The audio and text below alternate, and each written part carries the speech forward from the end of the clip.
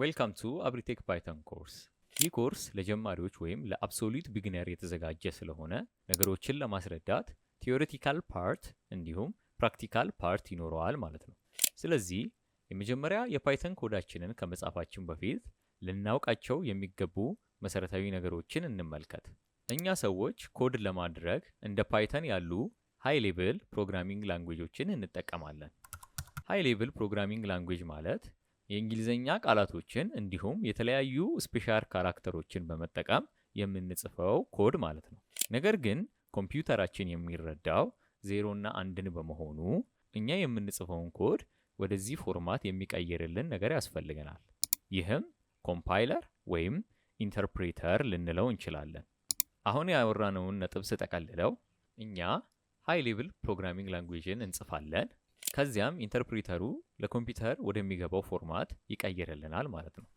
ከዚያም በቀላሉ ከኮምፒውተራችን ጋር መግባባት እንችላለን። ሌላኛው ልናቀው የሚገባው መሰረታዊ ነገር ደግሞ ሲንታክስ ይባላል። ሲንታክስ ማለት ኮድ በምንጽፍበት ጊዜ ልንከተለው የሚገባ ህግ ወይም ሴት ኦፍ ሩልስ እንደማለት ነው።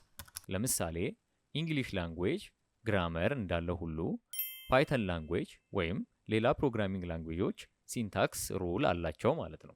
በእንግሊዘኛ ቋንቋ ስህተት በምንሰራበት ጊዜ ግራማቲካል ኢረር እንደምንለው ሁሉ በፕሮግራሚንግ ላንጉዌጅ ደግሞ ስህተት ስንሰራ ሲንታክስ ኢረር እንላለን ማለት ነው። ኮድ የስቴትመንቶች ውህደት ነው። ይህን ስንል ስቴትመንት ማለት አንድ ነጠላ መስመር ወይም ሲንግል ላይን ኦፍ ኮድ እያልን ነው ማለት ነው። በጣም ጥሩ።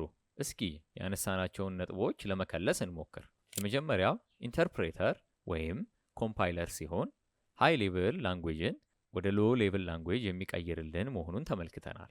ቀጥሎ ደግሞ ያነሳነው ሲንታክስ ሩል ነው። ይህም ደግሞ ኮድን ለመጻፍ የምንከተለው ህግ መሆኑን ለመጥቀስ ሞክረናል።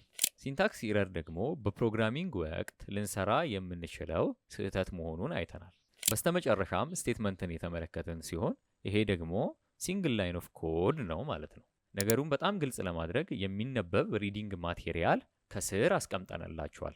ስለዚህም እነዚህን ሪዲንግ ማቴሪያሎች በማንበብ በደንብ ክሊር እንዲሆንልን ማድረግ እንችላለን። በጣም ጥሩ። እነዚህን ነገሮች ካወቅን አሁን የመጀመሪያ የፓይተን ኮዳችንን ለመጻፍ ተዘጋጅተናል ማለት ነው።